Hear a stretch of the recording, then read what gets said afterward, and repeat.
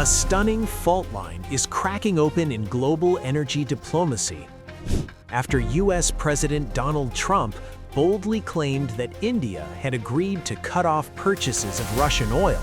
Moscow dropped a bombshell of its own, saying it has heard nothing whatsoever from New Delhi.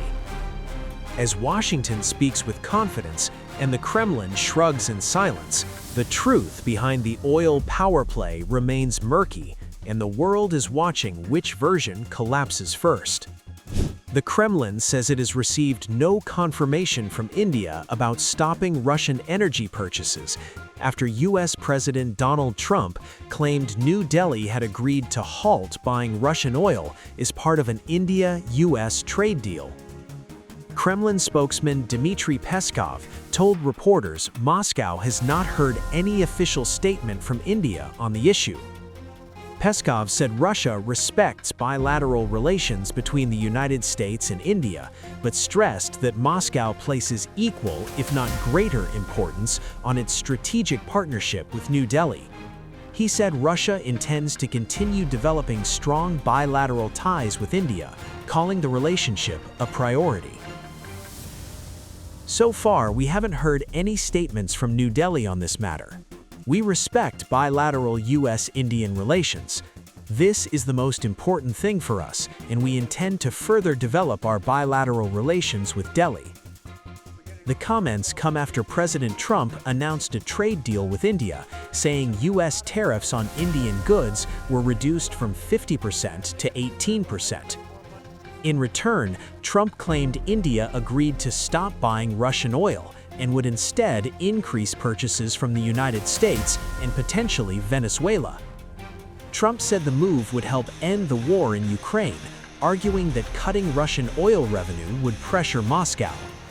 However, India remains one of Russia's largest energy buyers, importing around 1.5 million barrels of Russian crude per day, more than one-third of its total oil imports.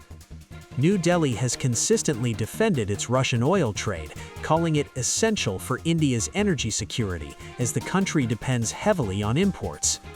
While India's historic ties with Russia were rooted in defense cooperation, energy ties expanded sharply after the Ukraine war, with India buying discounted Russian crude.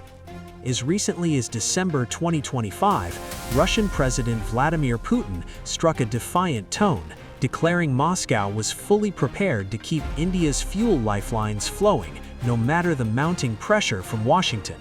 The message was unmistakable. Even as US influence tightens and sanctions loom, Russia is signaling it won't blink, and India's energy security remains squarely in its sights.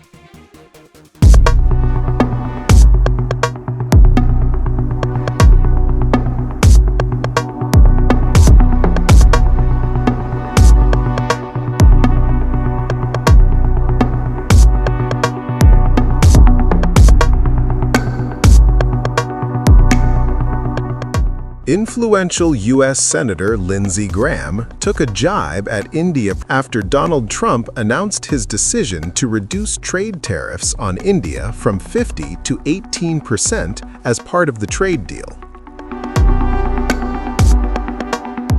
Well played, President Trump. I think your message about ending this war by having Putin's customers who prop up his war machine have to recalculate is working. Through their behavior, India has more than earned this reduction. I'm hoping that the other big nations that buy Russian will follow India's direction. Putin will only come to the table when the pain is so great. We're not there yet, but with India's actions, we are moving closer. End the bloodbath in Ukraine now. Graham's remark came after Trump took to Truth Social to announce the tariff relief to India.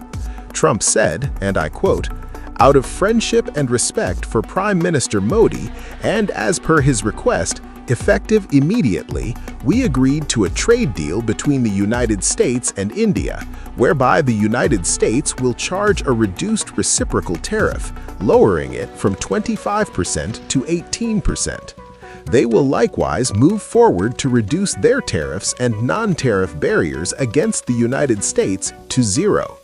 The Prime Minister also committed to Buy American at a much higher level, in addition to over $500 billion of U.S. energy, technology, agricultural, coal, and many other products. Our amazing relationship with India will be even stronger going forward. Prime Minister Modi and I are two people that get things done, something that cannot be said for most. Thank you for your attention to this matter. Prime Minister Modi confirmed the reduction in tariffs, but did not endorse other details shared by Trump, including zero tariffs on U.S. Modi wrote, and I quote, "Wonderful to speak with my dear friend President Trump today. Delighted that Made in India products will now have a reduced tariff of 18%. Big thanks to President Trump on behalf of the 1.4 billion people of India for this wonderful announcement." When two large economies and the world's largest democracies work together, it benefits our people and unlocks immense opportunities for mutually beneficial cooperation. President Trump's leadership is vital for global peace, stability, and prosperity. India fully supports his efforts for peace. I look forward to working closely with him to take our partnership to unprecedented heights. Last month, Graham claimed that India's ambassador to the U.S., Vinay Quatra, requested him to convey New Delhi's message to Trump for tariff relief. He had also proposed 500% tariffs on Russia's trading partners, including China and India. So this bill would allow... And India also is... Yes, sir. So he put a 25% tariff on India for buying Russian oil. I was at the Indian ambassador's house about a month ago, and all he wanted to talk about is how they're buying less Russian oil. Would you tell the president to relieve the tariff? This stuff works. So I'm hoping we'll bring the bill up, and it's from 0 to 500. He picks the number, nobody else does. But if you're buying cheap Russian oil, keeping Putin's war machine going, we're trying to give the president the ability to make that a hard choice by tariffs. I really do believe that what he did with India is the chief reason India is now buying substantially less Russian oil. Trump's tariff announcement comes days after India and the European Union clinched what they dubbed as the mother of all deals.